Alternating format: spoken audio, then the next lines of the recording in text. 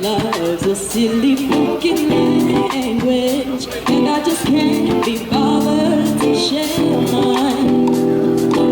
Sweet milky kisses and wishes, wrapped up in trust and yes, I'll take your babe. You got no idea just how I feel. You got no clue what I'm holding on to. You don't know.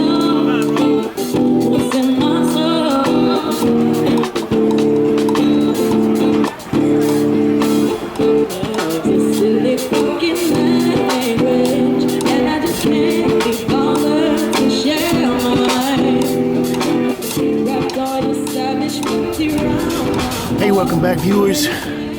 It's James Kalm, your half-assed reporter, the guy on the bike. And it's late in July on a sweltering Monday evening. Special shout out to our viewers in Kyoto, Japan, Ontario, and Boston. We're in the East Village and we're gonna run in here to the Half Gallery, try to get some pictures of an exhibition. Stay tuned.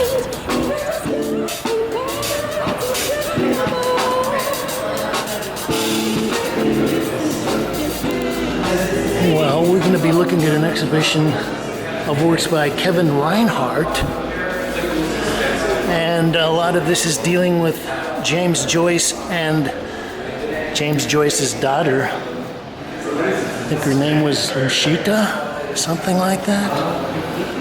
And this is her birthday, and if I'm not mistaken, she was diagnosed as being schizophrenic and spent the last 30 years of her life in various institutions. Well, I guess Lucia was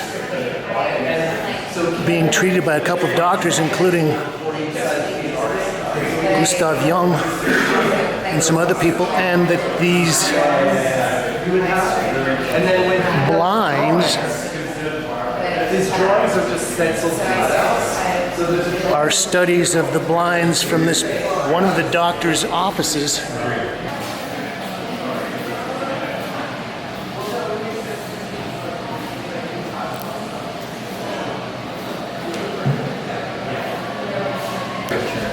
Okay, let's see what we've got here. We've got a couple of books that have been slipped through the mail slot. James Joyce's Finnegan's Wake and Samuel Beckett. Something in the middle. Okay, Beckett was Joyce's acolyte. So this is a conceptual piece, and I guess it was slipped through the mail slots here.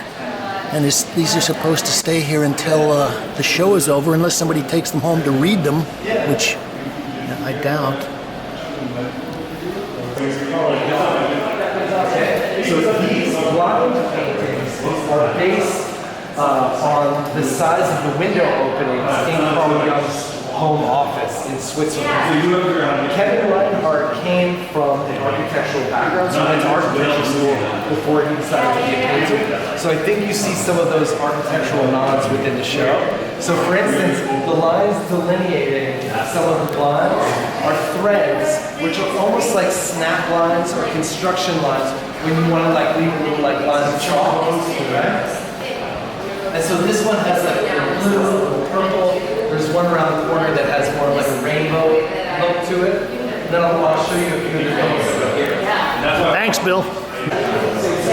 Okay, we'll try to squeeze this in the frame. This is called Kunstmark House Study 2021, oil gesso and thread on dyed canvas. Well, they were saying that Kevin was actually an architecture student, and well, these works are very finely produced, very, oh, so there's a lot of this thread talking about these sort of like snap lines. But the way that these are painted, it's very ephemeral, very technical, very clean.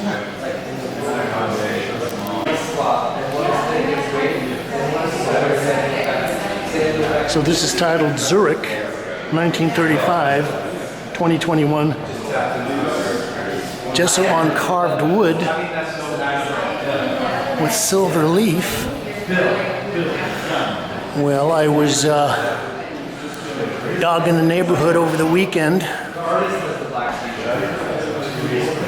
slipping up and down the streets on my bicycle, and I peeked in here last night, and well, I was kind of curious about the show, and then I got an announcement today and sort of filled in some of the blanks.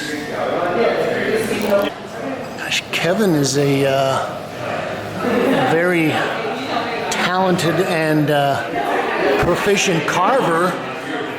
I was actually, when I was looking through the window last night, I was looking at the hair and marveling at how great he'd captured the curls and the various masses and shapes of the hair. But I thought that this was clay, modeled clay, and I'm much more impressed knowing that it's carved wood.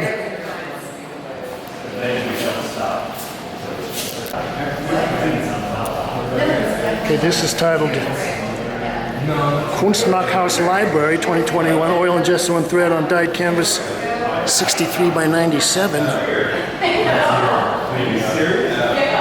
Well, I was looking at the work, and initially when I poked my head in here, I just thought, gosh, this is kind of like minimalist abstraction. I just thought that this were kind of like stripe paintings and very closely keyed horizontal sections of color. But actually, these are all interior scenes. And I guess you would classify that as a still life. But they do have the visual qualities of a lot of minimalistic work. And I was also thinking that, gosh, we've seen a couple of people that are doing a certain kind of austere figuration. I guess maybe 6 months ago we saw a show just around the corner at Karma by a young lady named, it was Henny Altun. He was doing some very pared down realism.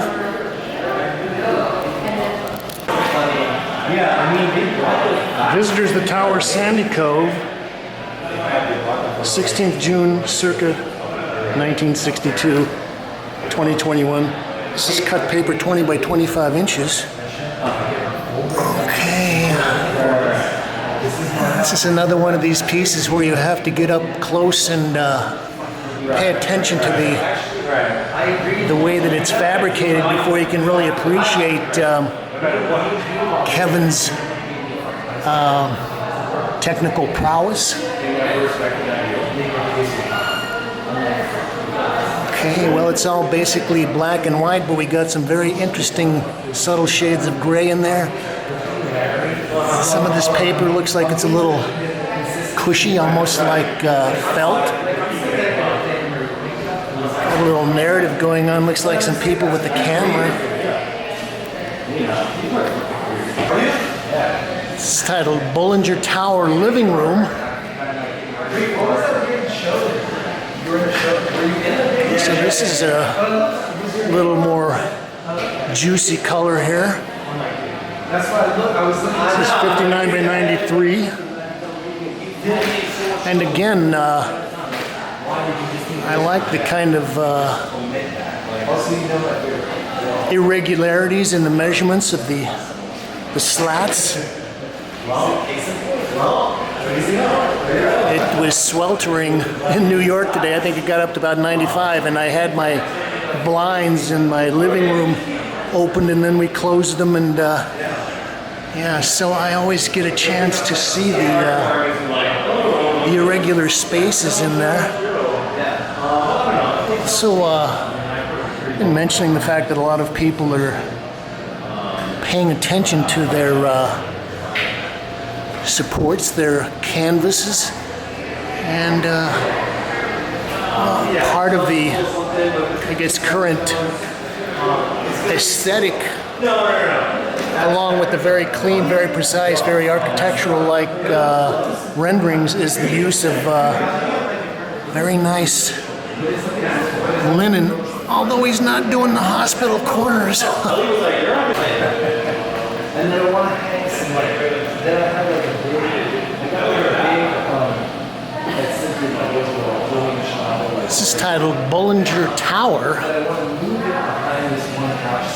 2021, oil gesso and thread on dyed canvas, 54 by 83. Actually, I think this is one of my favorite pieces in the show. I like the subtle grays. Also, you know, I'm looking at this, I'm kind of floating across the surface here and noticing the little wedges, the little gaps of light coming through between the various blades of the curtain, and thinking that really kind of skews the idea of a straight minimalist design. And the other thing it made me think of is all these ads I'm seeing about blinds are us, you know, come and order your blinds and we will make them to fit. So we'll just sweep across here and you can sort of see the subtle color variations in this. Like I can put a video together. Look, this is the thing. Like the shovel is downstairs. It's a big chunky hand baser.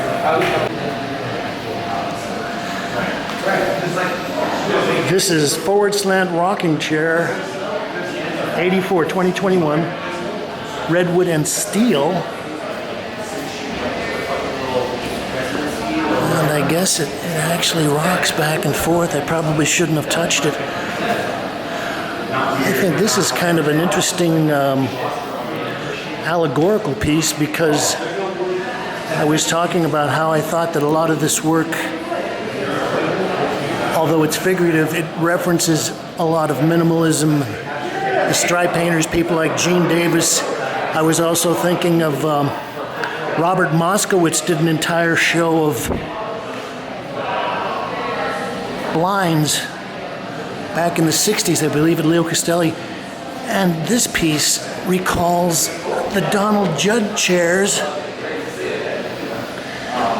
And the Donald Judd chairs, I think, were a reference to some chairs, maybe they made by Mahoney Nagy, somebody at the Bauhaus in the 20s. So we're getting kind of a lot of echoes of art history. Okay. So this has been James Kalm reporting on Kevin Reinhardt, KR3, here at Half Gallery.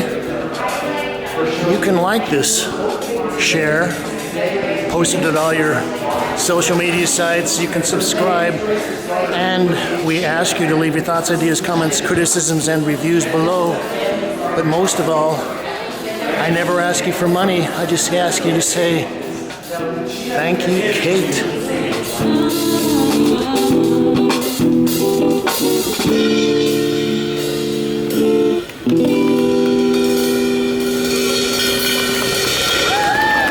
Thank you all so much. My name is Kaws, by the way. Hi. Nice to meet you. Kaws, thank you, Kaws.